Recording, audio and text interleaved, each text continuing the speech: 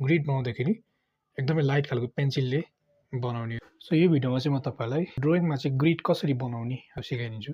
हामीले यसरी 2 इन्चको बनाउँदाखेरि एकदमै सुइटेबल हुन्छ। 2 इन्चमा यसरी टिक लाउने बक्समा, अनि त्यही हिसाबले हामीले यसरी हरिजन्टल र भर्टिकल नै हामीले लाइन तान्ने।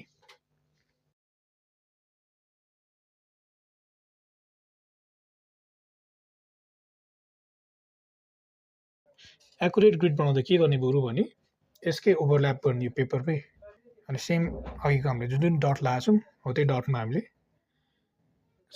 यसरी ग्रिड तान्ने।